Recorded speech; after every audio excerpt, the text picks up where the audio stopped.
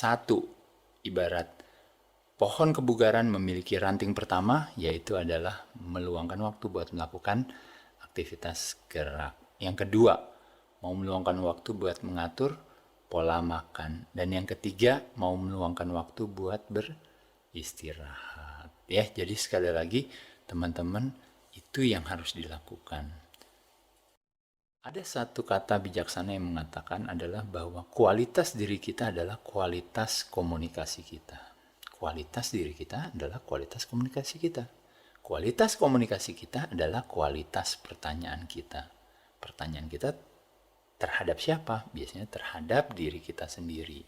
Nah, kualitas pertanyaan yang baik akan menghasilkan jawaban yang baik. Kebalikannya, pada saat kualitas pertanyaannya buruk, akan menghasilkan jawaban yang buruk juga. Sebagai contoh sederhana, saya punya penyakit diabetes. Saya punya penyakit kolesterolnya tinggi.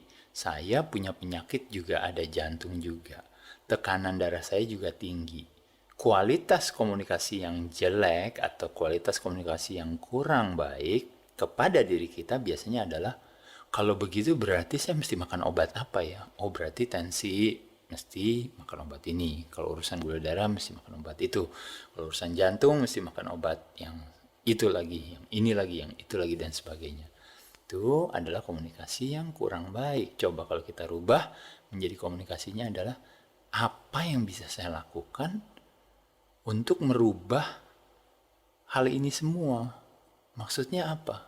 Tidak ada obat yang canggih sekalipun untuk menyembuhkan berbagai penyakit yang saya derita.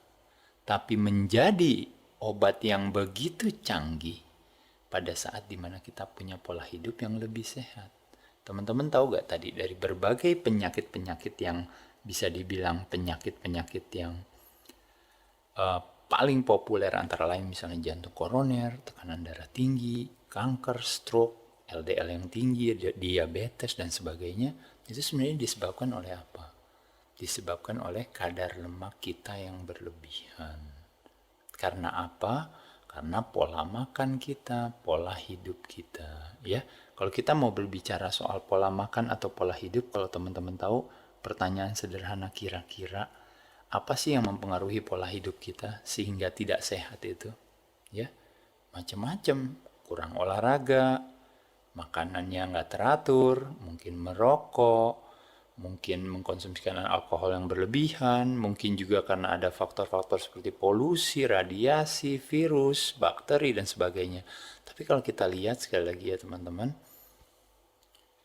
menurut saya, mungkin saya bisa salah, lebih dari 75% atau bahkan 80% atau bahkan itu semua sekali lagi bahwa faktor internal itu jauh lebih besar daripada faktor eksternal. Kita sering menyalahkan, wah ini karena ada virus ini, ada bakteri itu, karena ini dan itu. Tapi sebenarnya kadang-kadang justru percaya, virus bakteri tidak akan bisa nyaman ada di dalam satu lingkungan yang sehat. Kebalikannya, kalau lingkungannya memang tidak sehat, tentu faktor eksternal akan mendapatkan satu kenyamanan itu sendiri.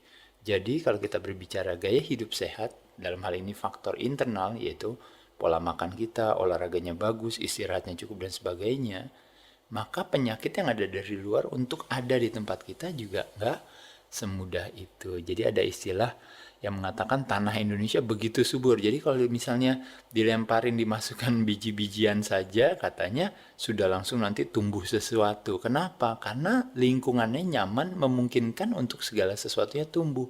Tapi bayangkan kalau seandainya biji-bijian itu kita taruh di sebuah tanah yang bahannya dari semen gitu ya, dalam arti dari lantai. Nah, apakah akan tumbuh? Tidak akan tumbuh. Kenapa?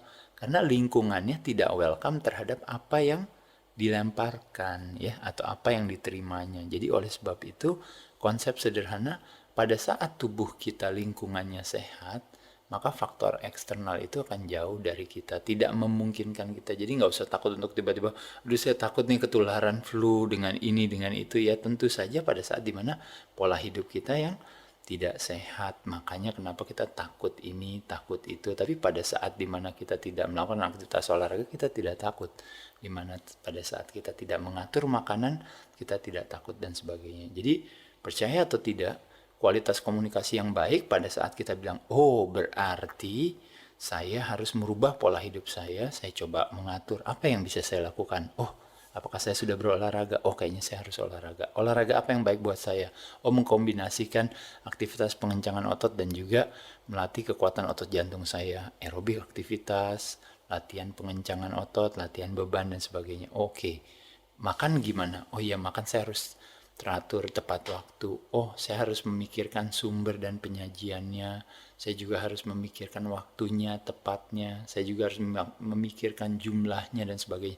Pada saat kita mencoba bertanya pertanyaan-pertanyaan yang baik, pada saat kita bilang, oh iya ya, saya bisa merubah itu. Apa yang terjadi?